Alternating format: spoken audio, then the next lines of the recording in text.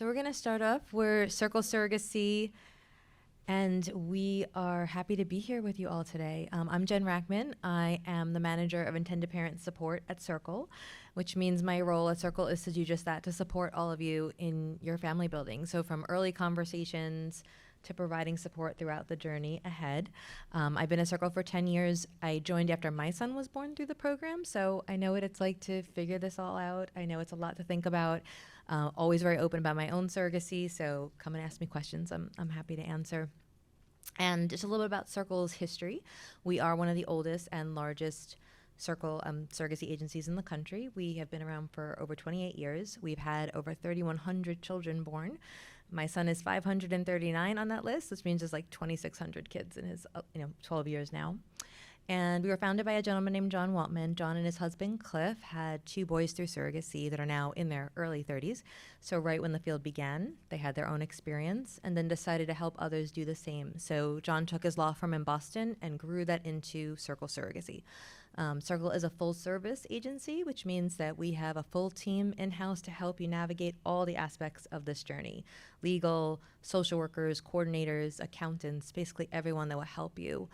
We're happy to collaborate with any IVF provider that you choose, that's your medical provider, and we're going to collaborate with them to go through the whole journey with you. So when I think of a full service model, it just means that we are with you from start to finish. No matter what happens in your journey, we are there to support you in your family building. So excited to meet you all. Please come and chat with us. We have tables set up. We have consults. I'm going to introduce my colleague, Dean. He's tell you a little bit more about himself and our program. Hi, so I'm Dean Hutchison. I'm the Vice President of Legal Services at Circle, and I kind of oversee the legal team and do some of this parent outreach programs. I've been here at Circle 20 years. I actually helped Jen with her pre-birth order of her son. And in that time at Circle, as Jen said, we kind of changed. We started in a law firm where John was a partner at. We moved out to our own kind of separate entity, and that's when we brought the legal team from that firm and have grown it ever since. So you do have usually an attorney and a paralegal attached to your case at Circle that kind of helps guide you through this process from a legal perspective. What we also offer at Circle is a fixed fee program, and basically everything outside of the IVF costs, your own costs associated with the baby's bills at the hospital, which is your insurance paying, and kind of like miscellaneous things like your travel, but everything's all included. So when you match with your surrogate and make that final payment, you basically know worst case scenario. If you either have a perfect journey or you have some bumps in the road, you have a loss or you have 2 failed transfers and need a third, you're not paying extra for that travel to recoup any costs expended. We're taking on all that risk, and that's all the surrogate's medical, her expenses, all of her contingency expenses, like if she needs 10 weeks of bed rest, if she has a hysterectomy, you've paid extra to cover those costs. So our big goal has always been, we want everyone to get to the finish line, and we don't want anyone to get hit with some huge costs in the middle of their journey that stops them from getting there. So that's kind of what we did. And now our connection with Men Having Babies has really been from its infancy, and we're proud supporters of the GPAP program. What we do every year is we're contracted to have 2 GPAP 2 recipients a year work through our program. We're contracted for 4 GPAP 1, where we give a pretty significant discount.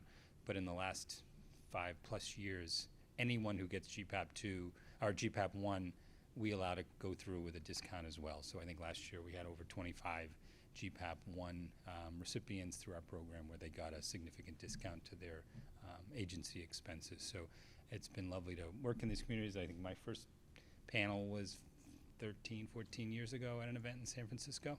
And I love coming back and talking about our program and our processes. What we do love is questions, though, so hopefully we have some out there, and feel free to ask anything.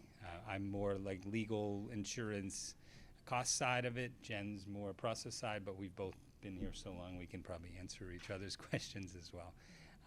So I'm happy to answer anything if anyone has one. Don't be shy. Yep. Yeah, so the IVF is outside, so you'd be finding your own clinic. Legally speaking, we do have attorneys, but we'll still work with local attorneys, particularly for the parentage piece at the end. So if you don't have a surrogate in Massachusetts where we have a staff and a legal team to do the legal work, we're working with a local counsel. But we'll help you engage that so you don't have to go out and find it yourself. We have a social work team. We have a accounting team, we have a coordination team, and the lawyers at Circle, like I said, will help kind of guide you through the contract phase and then guide you through the parentage phase. So it's really getting your IVF in place, and that's the main piece that's outside. Yep. What other questions you got? Come on, go ahead. Don't be shy. Sure. Yeah. So we fully vet our surrogates before you match with them, and I think when you look at different agencies, it's important to understand what does that vetting process look like. So the surrogate screening process can take 6 weeks, 2 months for them to even complete, because they go through. They need to submit all their medical records regarding their pregnancy history. We need background checks on she and everyone she lives with.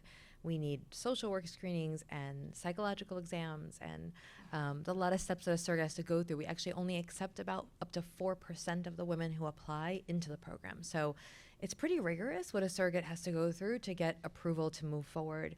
So right now the matching period is about 13 to 15 months for most. Some people can match a little faster depending on their specific matching needs. Some people can match a little longer depending on what they're looking for in a surrogate match. I usually advise people that the upside of having a longer wait period is that it gives you the other time to do the fundamental parts of your process. Like, people will often ask me, like, what is the best order to do things? Because it's like, do I pick the doctor first? Do I pick the agency first? When do I find my donor? And I think if you're being effective with time, like right now from signing up to birth is just over 2 years. So if that's your goal, to hopefully start your family in, 2 years, starting with the agency allows you to have the support in place to help you navigate the other elements of your process and talk to you about, okay, have you picked a doctor yet? Let's talk about how the interviewing process is going. Do you need a donor? You do? Great. I'm going to connect you to Every, which is our sister program that does egg donation. And working on embryo creation is usually the way that people use that time, because finding a donor takes some time. It's not, sometimes you can go online and you get lucky and you find a donor right there and she's available right there, but sometimes that takes searching and work. And so I usually tell people the donor process can take 3 to sometimes 8 months, depending on how the process goes. So you're going to use a lot of that time that you're waiting for your surrogate match to work on those other core elements: picking your doctor, picking your egg donor, and making embryos. So that's really the most effective way. Some people aren't sure if they're ready to have kids in 2 years. Maybe they start with the donor piece first, and that's okay. There's no real right or wrong way to do it. It's really about figuring out, when do you want to become parents, and then kind of working backwards. So if you know you want to be parents in 2 years, great. I always tell people you could slow the process down. Unfortunately, you can't speed it up. It's only able to go as fast as it will go, but you can always slow it down to take it at a pace that feels manageable to you. I hope that helps.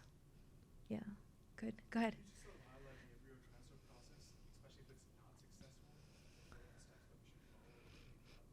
The embryo transfer process. So your surrogate typically agrees to 3 attempts at IVF in the contract that you sign with her. So at the clinic, we will navigate all the travel. We'll make sure that everything's in place for her to do the embryo transfer, like your legal contract is done. Then she'll start her IVF cycle. She'll do her transfer. If it's not successful, likely they're going to try again. The doctor is really the one that drives the bus during this part of the process. So if the doctor thinks there's nothing wrong here, this was just, sometimes you're just on the wrong side of statistics, which is hard. But sometimes that happens. And so they'll try again with her. Usually after a second try, if it's still not working, the doctor might take pause and say, we can go one more time with her, or maybe we need to try somebody else. That you have a say in that. It's really just a discussion about what's the best way to make this successful. If for some reason your surrogate doesn't get pregnant, and this is part of the reason I really love the way our program is designed. So let's say you need another surrogate match, which we see like 15% of intended parents do need a second match to get them all the way through. The nice thing about the way our program is created is that you don't have to worry about paying added expenses. You don't have to worry about going back to the bottom of the matching list and waiting 13 to 15 months all over again, because you do get prioritized on the matching list to match faster. And from a cost perspective, it remains fixed. So what you pay the clinic, well, that's always outside, right? So you got to pay them to do another transfer. That's an outside cost. But for travel expenses, for surrogate compensation, for insurance, again, all kind of bundled together. So it's meant to make those bumps in the process, as hard as they are, a little bit less stressful, because you don't have to worry about the added expense or what if it doesn't work. Like, we're there with you until you bring your baby home. You're welcome.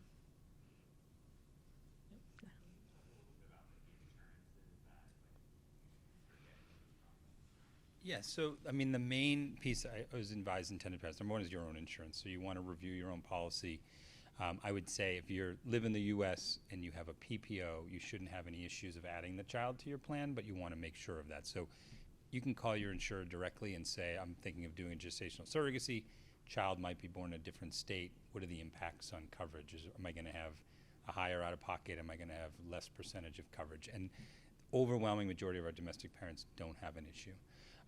The surrogate usually will have, obviously she'll need some type of health insurance. She's either going to come with her own that will cover portions of the process, or we're going to have to help find a plan to make up for her lack of coverage. And most surrogates have health insurance. It's just a lot of, we all know the U.S. system, a lot of them write language in to get out of paying things. So you'll have language specific that'll say if you're acting as a surrogate, we're not going to pay your costs. So there are brokers out there you can work if you're not working with an agency that assists, but what we do is our team will help put in place everything you need. We'll also have you put a life insurance or an accidental death insurance policy in place for the surrogate in case that worst case scenario happens and she was to pass away during that, to not only protect her family, but usually those insurances you can buy in the surrogacy field will also have a payout to intended parents for losses incurred in terms of what you've paid in the surrogacy. Some entities, in some states we can help get like a short-term disability plan. We still cover if those issues arise, but you can get a third-party plan to protect in those scenarios. And then the other piece is what's called IVF complications, which is a small short-term insurance that just helps both donors and surrogates in case they were to have any complications from the IVF process, like overstimulated or some issue happens at the clinic. And that's really kind of the main pieces there. And then our program itself is kind of this self-insurance in the sense of protecting all those third-party costs that can happen. But that's the main pieces of insurance out there. And if you don't, like if you have an HMO or something that doesn't cover the child, there are some states where you can get like a child-only plan that will cover the first couple months, the first month or so of the pregnancy or the delivery. And there are also some just child-only plans out there from other entities where for a flat $4,000 to $10,000, you can have this added protection for the baby if you know your insurance won't cover. Yeah. Yeah. Where is this place located and how often would you have to visit it? So our main office is Boston, but we have offices in DC, North Carolina, LA, San Francisco, and London. You never have to come. I mean, obviously it's nice when you do. You'll sign contracts at home and send them. You're going to meet, you're going to have your clinic. Doesn't have to be located near any of our offices.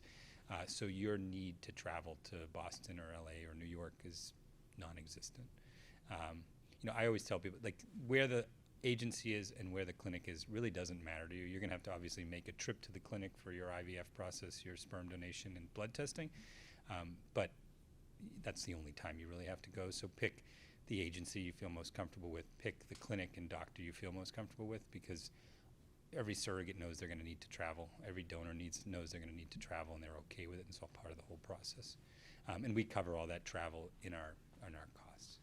The Yep. nice thing about it, Oh. I'm sorry, I want to Yeah. The nice thing about that is that it's about finding the right people, right? So the location, like as a Circle client, I never stepped foot in the Boston office. I didn't go there until I started working for the agency. So really it's about figuring out, the agency is like the least significant piece in terms of the location. The doctor, because you might want to be part of those parts of the process with your surrogate or with your donor. So that's nice if they're local, it doesn't have to be. And the surrogate, obviously where she lives is where she'll deliver, and that's probably the most significant piece to this puzzle, right? Sorry about that. So we started our journey off by wanting to adopt, and obviously there's tax deductions in regards to adoption. We also read about private letter rulings that have to do with surrogacy becoming tax deductible if there's a medical reason. Obviously, body parts Yep. missing. Do you have experience with that, and is there a chance that a PLR So the letter opinion from like 20 years ago was a hetero couple that got a full deduction for all of it because it was medically necessary. I think there's a more recent letter ruling where they said none of the costs except for the medical. I would say most likely, and I'm not a tax expert, and I'm giving that caveat right now because I don't even do my own taxes and never would. But most likely, like your IVF costs, as long as they reach, 7% or something of your total overall income will be deductible. I know Congressman Schiff tried to put just a universal deduction. The way our Congress is now, nothing is going to ever get passed except for 3-month budgetary bills. But there is at least a push in our Congress to say it should be deductible for all citizens, not just people from a medical necessity standpoint.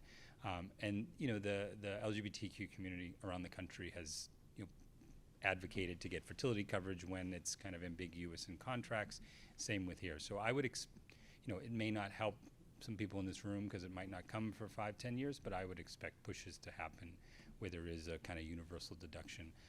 And actually, like the awful ruling in Alabama, might push forward a whole protection on IVF in the whole country. It seems like there's a groundswell from both sides of the aisle to say, whatever this judge did, we need to protect at least singles, couples from doing IVF in the country. So hopefully it works. Okay. Say we were to find a surrogate, but they necessarily didn't meet your qualifications or metrics to be in the program. Would we still be able to use some of your resources? Yeah, so what we do, we'll still vet to make sure, and I would say most likely if they work with a clinic, they'd probably work in our metrics. It just kind of depends. We base most of our metrics on the clinic requirements, and we're going to have the same mental health, same thing, and then usually what kicks surrogates tends to be some issue from a medical perspective, or there's some background stuff that comes in. What we do is we kind of have 2 options for bring your own surrogate. You either stay in our full program and you have all those same protections and you get somewhere between like a $7,000 and $8,000 reduction off agency fees, or we can just like coordinate, help screen, do help with legal, and you're taking on the other costs. Like if it's a family member that has really good insurance that's going to cover the process, you may not want to be in the full protected piece, and you just want to cap these other costs off. So yeah, we're flexible on how we work if people bring their own. Okay. Thank you so much, guys. If you want to stop by, I have cards, I have pamphlets. If you want to get some rainbow badges, reach out if you can do anything to help. Yeah, and we'll still be at our table for the next hour or so after as well. Thanks, guys. Thank you.